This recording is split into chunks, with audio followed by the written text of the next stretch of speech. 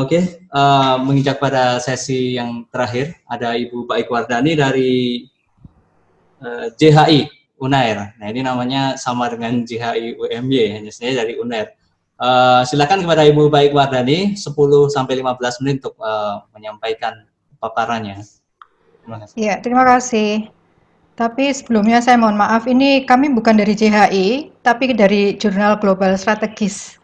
Kalau JHI itu untuk yang dikelola mahasiswa, kalau yang jurnal Global Strategis ini yang kami kelola. Gitu. Jadi ada di UNER memang ada 2 jurnal, yaitu Jurnal Global Strategis yang kami kelola, yang satunya adalah Jurnal Hubungan Internasional yang dikelola oleh mahasiswa. Itu sedikit koreksi dari kami. Apakah sudah nampak yang saya share? Sudah, Bu. Sudah. Ya, terima kasih.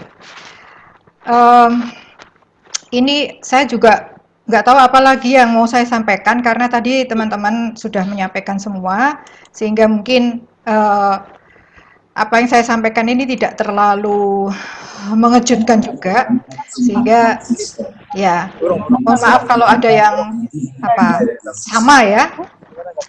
Ya, ya, ini saya perkenalkan dulu, nama jurnal kami adalah Jurnal Global Strategis dan ini adalah timeline yang kami sudah lewati.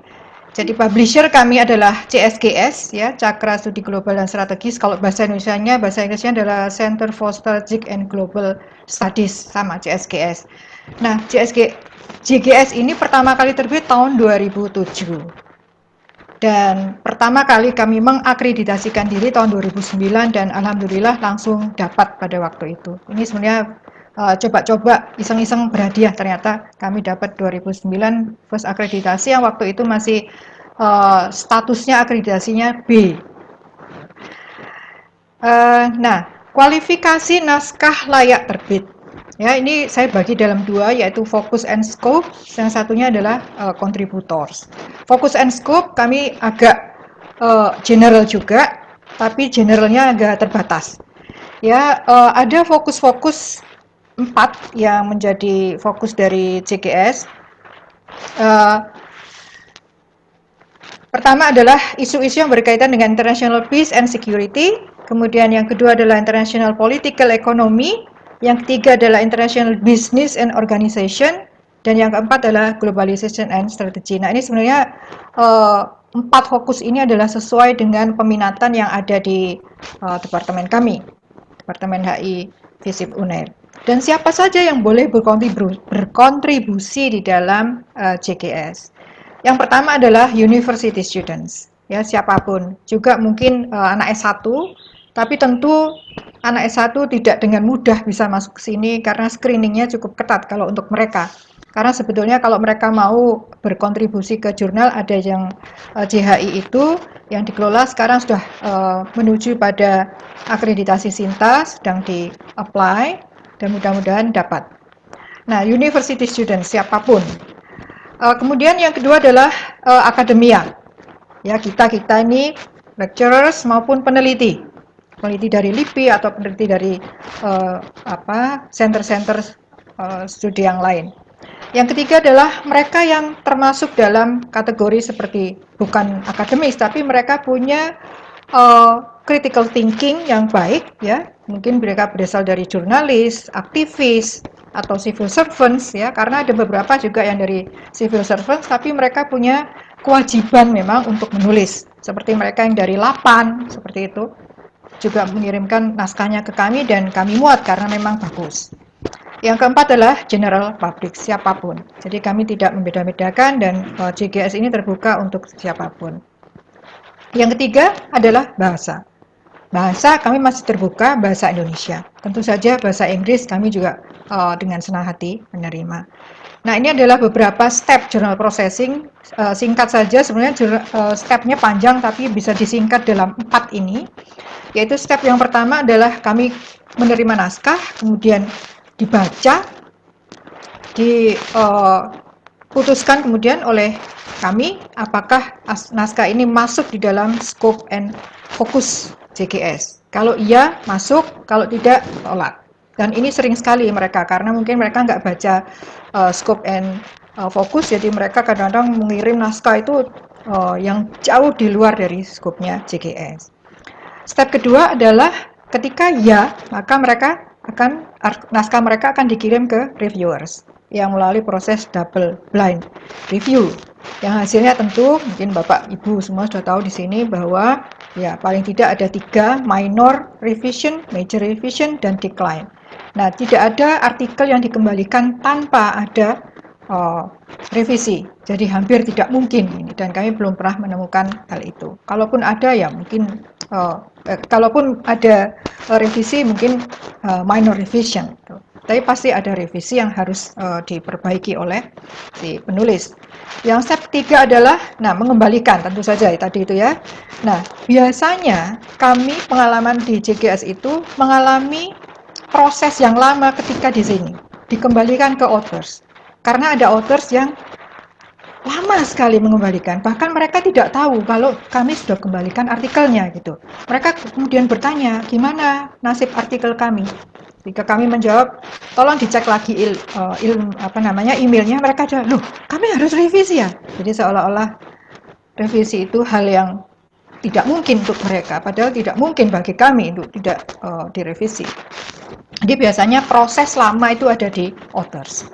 Yang keempat adalah ya keputusan. Kalau accepted ya udah proses dan publish. Sebenarnya sesimpel itu, walaupun proses di belakangnya panjang sekali karena melalui berbagai macam jalan. Yang berikutnya adalah tentang journal management.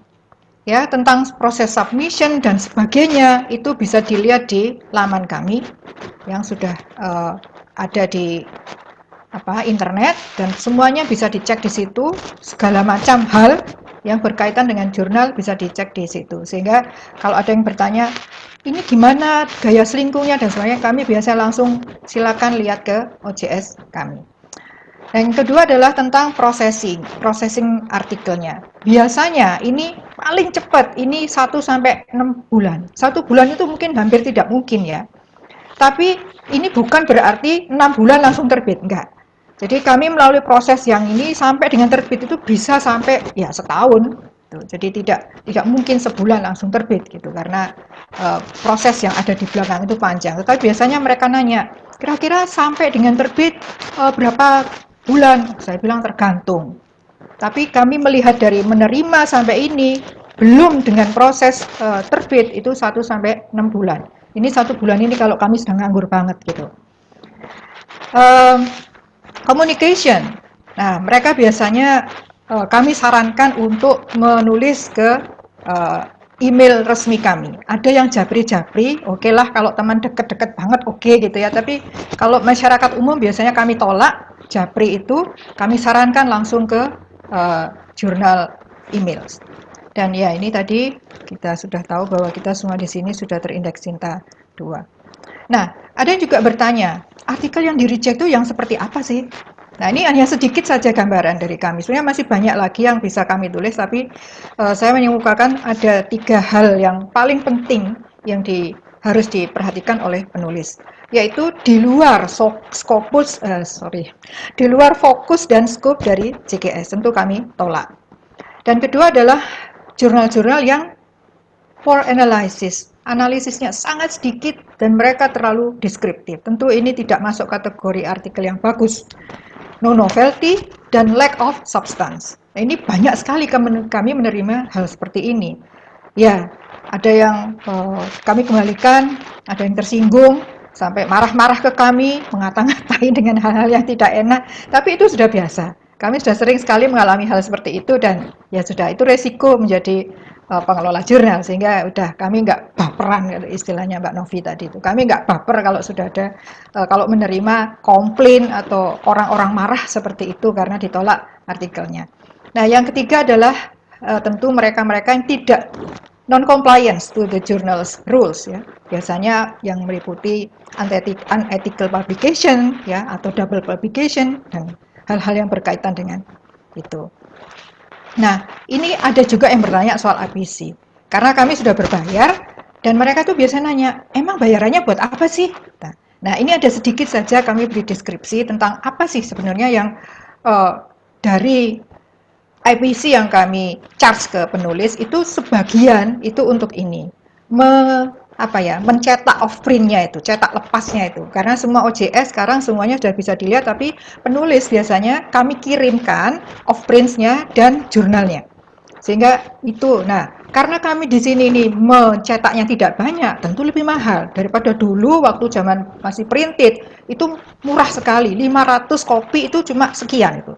Tapi sekarang kan tidak, 10 kopi itu tentu lebih mahal harganya daripada 200 kopi. Nah, itu sehingga kami juga harus mengkompensasi beberapa uang yang harus dibayarkan oleh penulis ke situ. Kemudian yang kedua adalah untuk membeli software. Ya, mereka nanya, emang buat apa sih software itu? Memang beli? Ya, beli. Kami beli. Ya, seperti Turnitin, kemudian Grammarly dan sebagainya itu. Nah, ini adalah sebagian dari situ kami belikan software. Yang kemudian ada juga untuk sedikit nih souvenirs for reviewers, walaupun nggak banyak, kami untuk mengapresiasi para reviewer biasanya kami ya sekedar tanda terima kasih atau tali asih lah dari kami. Kemudian untuk membayar layouters nih, karena kami di sini dari fakultas itu memang sudah sedikit sekali pembiayaannya atau subsidinya kepada jurnal, makanya kami harus membayar sendiri layoutersnya. Nah, ini juga lumayan banyak kan, mereka bekerja selama 1 tahun gitu, kami harus mengalokasikan setiap 6 bulan sekali untuk layout. Nah, ini juga orang-orang yang perlu kita apresiasi kerjanya. Nah, yang kelima adalah untuk keperluan-keperluan administratif dan miscellaneous ya, misalnya untuk keperluan indexing, keperluan staff training, kemudian membeli stationery, kemudian untuk mengirimkan si pengirim atau si kurir itu kan juga perlu diberi uang makan atau uang untuk perangko, untuk apapun lah namanya itu. Nah, ini jadi sebenarnya nggak terlalu mahal EPC yang kami charge kepada para penulis, walaupun gitu masih banyak yang komplain. Padahal sebetulnya soal EPC ini kalau mereka terus terang mengatakan bahwa boleh nggak kami menangguhkan atau kami nggak apa-apa ya. Jadi ada beberapa pengampunan lah dari kami ya, mahasiswa biasanya kami berat ini bagaimana, itu pasti ada pertimbangan-pertimbangan khusus. Tapi kalau biasanya ya kita sebagai dosen, saya kira EPC kami yang 1 juta itu nggak terlalu mahal lah. Tapi ya masih ada yang komplain dan bahkan pernah ada yang sampai marah-marah karena katanya saya nggak tahu kalau ada ini bayarannya loh, padahal dia sudah baca dan sudah kami tampilkan itu di laman OJS kami, tapi dia tetap marah-marah. Akhirnya artikelnya kami tarik ya, dan saya blacklist dari penerbitan kami.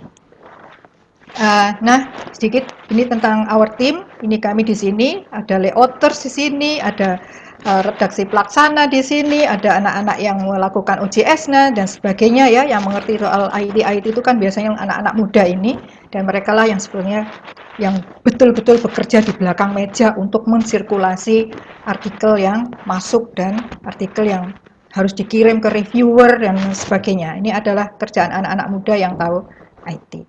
Dan itu saja penyampaian dari kami, Jurnal Global Strategis. Jika ada pertanyaan, kami dengan senang hati menjawab. Terima kasih atas perhatiannya, mohon maaf atas kekurangan. Dan Assalamualaikum warahmatullahi wabarakatuh.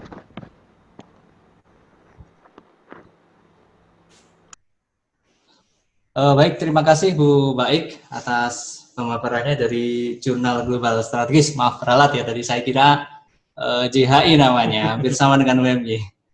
Tapi ternyata Jurnal Global Strategis.